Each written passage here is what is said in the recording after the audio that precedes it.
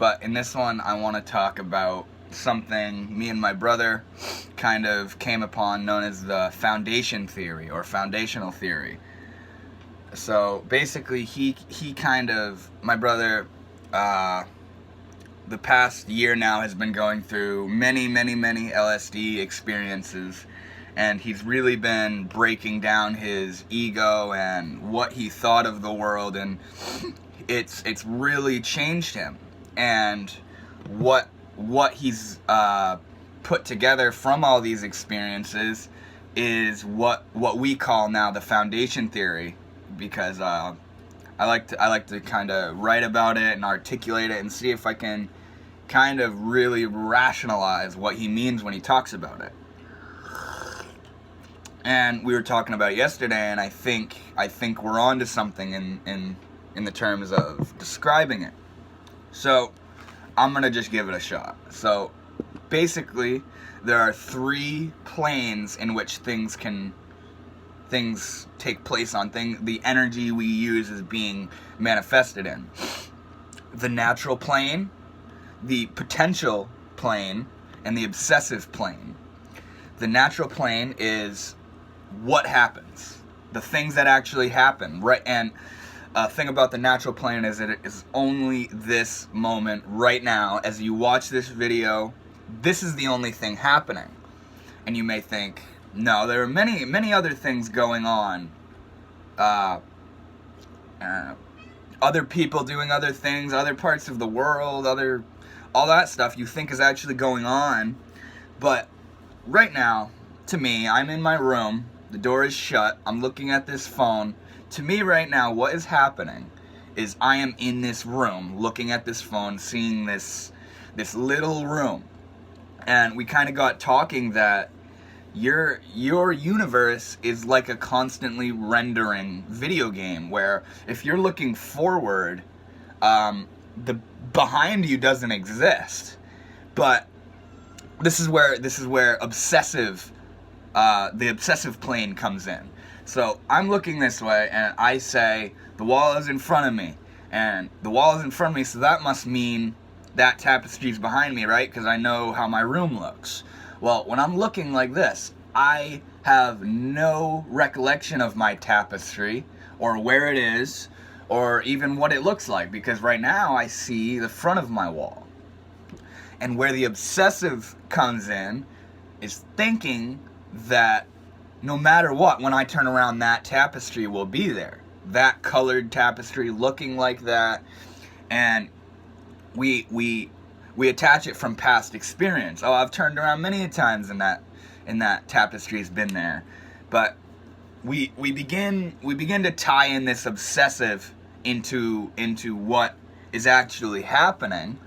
And at times through past experience, like, this pencil is going to drop when I drop it. I'm not a fucking magician. I'm just observant of the moment to moment things that take place in my existence.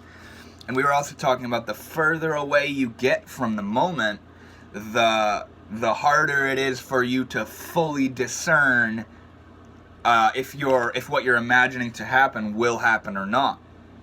Like, he was smoking a cigarette, and I said, 2 seconds from now, there's still going to be smoke coming off of your cigarette.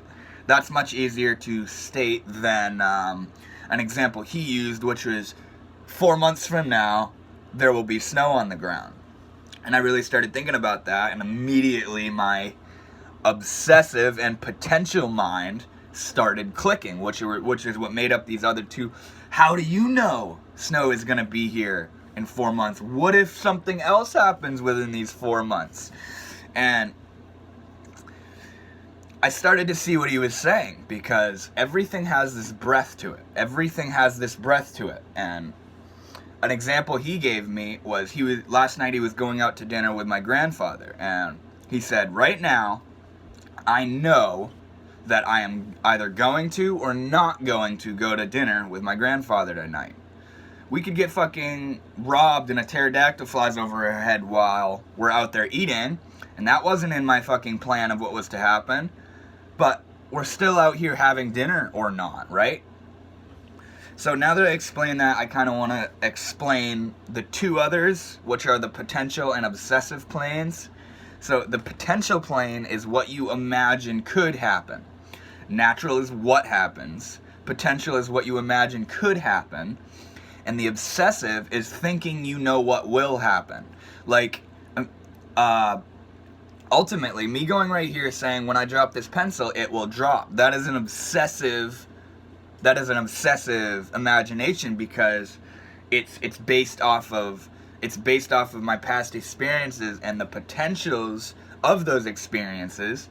But right now the pencil isn't dropping, and the only way for me to obsessively describe that would be for me to describe what it's doing moment to moment as it's falling. And like I said, the natural things, the only thing that is natural is this moment right now. And you can sit here and imagine infinite amounts of outcomes and scenarios of the situations you're in, but the situation you're in is always taking place, and that is the natural thing that happens. And what you do in that situation, whether you think you know what will happen next or become frightened because of what could happen, that's on you. That's on you. And that's kind of what this theory is for. It's a navigational kind of thing where overthinking, anxiety, and even depression, we're talking and we feel like these are rooted out of fusing the obsessive mind with the potential mind, where you're imagining what could happen and thinking you know that's what will happen. That creates the maelstrom of anxiety and overthinking and I fucked up, I'm gonna do something wrong or something bad is gonna happen. Yet all that's actually happening in that moment is you are sitting there imagining what the moment will be later on, if there is even a later on, because as you know, all you know of is this right here, right now, this. And anything else is your mind imagining, swaying from the natural thing that's happening. So I think I kind of went over it clearly. That's all we've got on it, is those three planes: natural, potential, and obsessive. And it's you that manipulates the obsessive and potential to shape how you feel about what's happening naturally. So this is a kind of confusing theory, but I like it. It makes sense to me. It's honestly useful throughout your day-to-day life in the situations you're faced with. But yeah, I hope it meant something to you guys and you got something out of it, learned something new, and I will be back with more videos.